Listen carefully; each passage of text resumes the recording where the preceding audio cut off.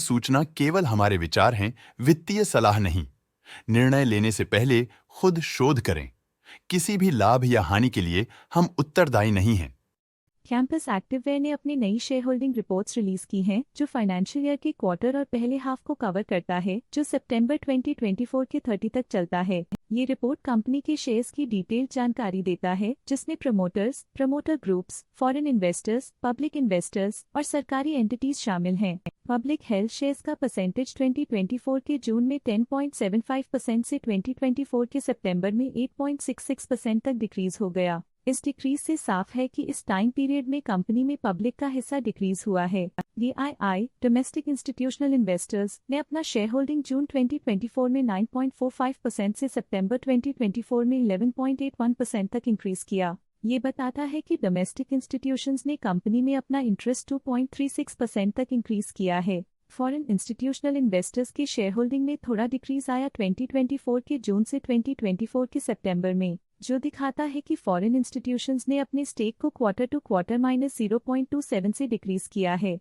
जिसे पता चलता है कि उन्होंने अपनी इन्वेस्टमेंट्स को पुल बैक किया है। चलिए इन्वेस्टर्स के स्टैटिस्टिक्स पे नजर डालते हैं, जो शेयर होल्डिंग पैटर्न में फ्लक्चुएशंस का कारण बन सकते हैं। एम्प्लॉयज की फाइनेंशियल परफॉर्मेंस में एक सिग्निफिकेंट डिफरेंस देखा गया है, जो -0.01% है। लेटेस्ट क्वार्टर में म्यूचुअल फंड स्लैश ने स्टेक होल्डिंग में इंक्रीज देखा, जिसमें 1.6% का अपटिक देखा गया। लेटेस्ट क्वार्टर में ऑल्टरनेट इन्वेस्टमेंट फंड्स ने स्टेक होल्डिंग में इंक्रीज देखा, जिसमें 0.83% का अपटिक देखा गया। इंश्योरेंस कंपनीज ने अपने हिस्से को पिछले क्वार्टर में 0.42% से डिक्रीज करके 0.36% पे ले आए हैं। ये कंसेक्यूटिव क्वार्टर्स में -0.06% स्टेक्स डिफरेंस दिखाता है। DSP small cap fund current quarter में 1.81% शेयर्स के साथ कंपनी में एंटर किया, जबकि प्रीवियस क्वार्टर में उनके पास 0% shares the SBI Magnum children's benefit fund investment current quarter में 2.24% शेयर्स के साथ कंपनी में एंटर किया, जबकि प्रीवियस क्वार्टर में उनके पास 0% शेयर्स द